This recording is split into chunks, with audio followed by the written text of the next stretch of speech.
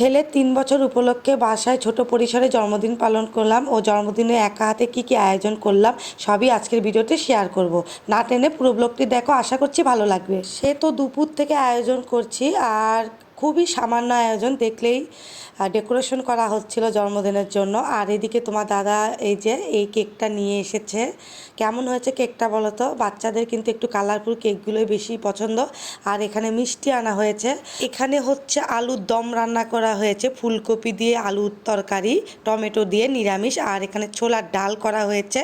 আর এখানে ঘন দুধের পায়েস করেছি। আসলে যেহেতু ভিডিওটা দিচ্ছে আজ একাদশী, আর একাদশীর আগের দিন তো অবশ্যই নিরামিষ খেতে হয়, এই জন্য আর কি সব নিরামিষ আয়োজন করেছি। আর এই যে ময়দাটা দুপুরে আর বিকালে মেখে রেখেছিলাম, এখন দেখো ফুলকো ফুলকো লুচি ভাজছি। ফুলকো ফুলকো লুচির সাথে আলুর তরকারি, ছোলার ডাল আর পায়েস মিষ্টি হলে মনে হয় খাবারটা একদম জমে যায়। আর নিরামিষ আয়োজনে লুচি আর তরকারির চাইতে ভালো খাবার আর কিছুই হতে পারে না। এভাবে আমার একাদশীর আগের দিন নিরামিষ খাওয়াটাও হয়ে গেল, আর এদিকে আমার ছেলের জন্মদিনও স্বল্প পরিসরে ছোট পরিসরে হয়ে গেল।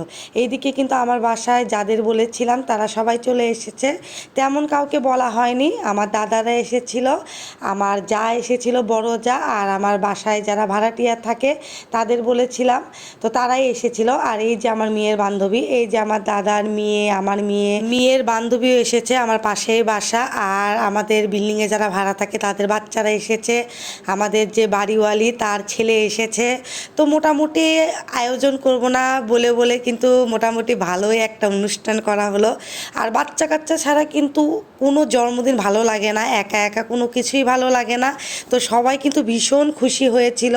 দেখছো তো সবাই বেলুন ফাটাফাটি নিয়ে একদম মানে অস্থির হয়ে গিয়েছে। আর বার্থডে মানে বেলুন ফাটাফাটি করতেই হবে, মানে সবাই শুধু এরকম করছিল, মানে কে কত বেলুন ফাটাবে পারে। আর এই জন্য আমি অনেক বেলুন ফুলিয়ে আর কি ডেকোরেশন করেছিলাম। আর এইদিকে দেখো কেক কাটার আগে যখন মোমবাতিটা ধরা হয়েছে, আমার ছেলে তো ভীষণ ভয় পেয়ে একদম কর্নারে চলে এসেছে, পরে আমি এটাকে সরিয়ে দিয়েছি। আর ছেলে তো কেকের সামনে আসতেই চাচ্ছে না ভয়ে। ওই যে মোমবাতিটা জ্বালানো হয়েছে, আর কেক কাটার ভিডিওটা উঠানো হয়নি, এই জন্য কিছু ছবি উঠানো হয়েছে, সেগুলোই তোমাদের ভিডিও আকারে শেয়ার করলাম। ছবিগুলো কেমন হয়েছে।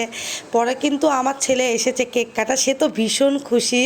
আমার ছেলেকে দেখে আমার নিজেরও ভালো লাগছে। আমার ছেলে কিন্তু এত মানুষজন পছন্দ করতো না, মিশতে চাইতো না, কিন্তু এখন আমার ছেলে প্রচণ্ড মানুষজন ভালোবাসে, মানুষজনের সাথে খেলতেও ভালোবাসে, সবার সাথে মেশে।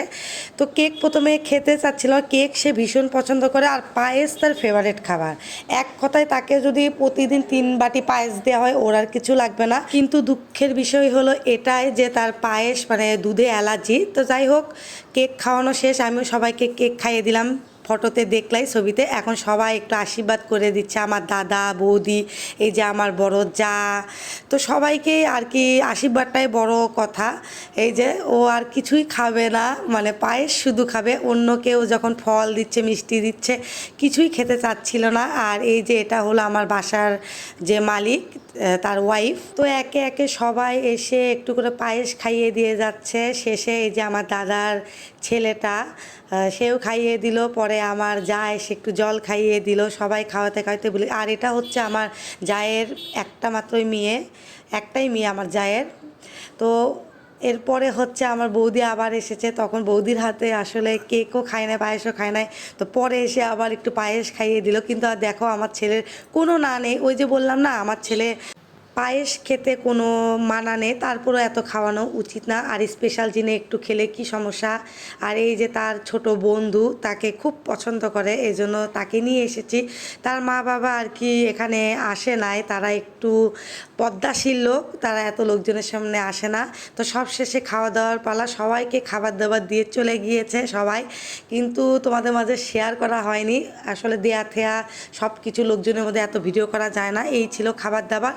এখন সবাই যখন চলে গেল তখন ঘুমাবো, তার আগ দিয়ে একটু ভাবলাম একটু ফটোশ্যুট করে নিই। আমার ছেলের সাথে এরকম করে একটা ছবি উঠানো হয়নি, ভিডিও করা হয়নি। ছেলেকে কয়টা ছবি তুলে নিলাম, ছেলের সাথে কিছু ভিডিও করে নিলাম, কিছু রিলস বানিয়ে নিলাম।